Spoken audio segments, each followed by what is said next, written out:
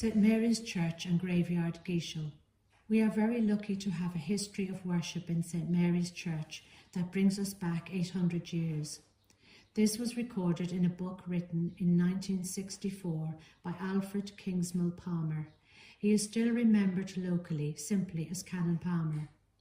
To enter through the cast iron gate of St Mary's is to step into a different world where weathered headstones tell of the lives of those long departed who helped shape the surroundings that we enjoy today.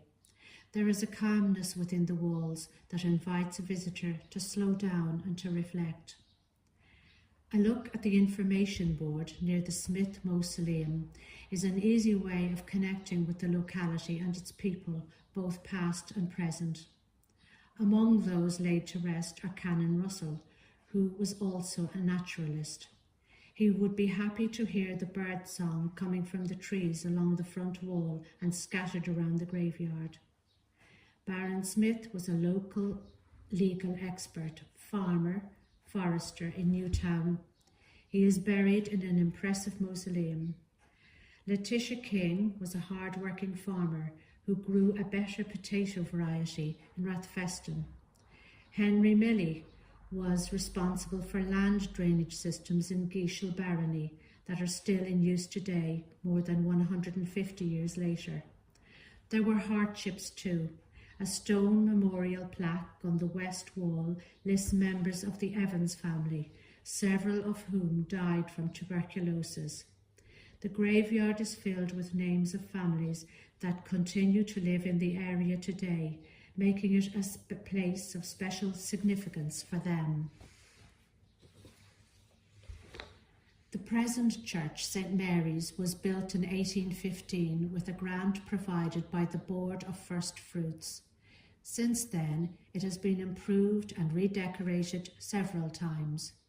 In 1869, £370 was spent, and 2 years later, a new bell was installed at a cost of £67. A more thorough renovation was carried out in 1891 at a cost of £700 when modern pews were installed and a new pulpit, lectern and choir stalls were provided. An organ chamber was built. St Mary's Church continues to be a central part of Geashill Parish and the spiritual life of the Church of Ireland community. It is a building that is beautiful in its simplicity and use of materials. Gothic-style carved stone windows, elegant carved door surround and substantial wooden door, slate roof, pebble-dashed exterior and castellated tower are brought together in a well-proportioned building that gives an impression of stability and significance. The interior pews, flooring and timber work of the gallery show that the church is well used. The simple decor, free from extravagance, lends itself to quiet prayer and contemplation. Before 1815, a much older church stood on the south side of the present building. This church had a shingle roof, rectangles of oak split along the grain and overlapping each other to throw off water. Shingles were known to last for hundreds of years. The quality of the old church can be gauged by the fact that when it was pulled down in 1814, it was sold for 30 guineas to Mr. Kirkwood. Records of those who served the community of the area go back to 1218, giving the church a unique history of Christian devotion.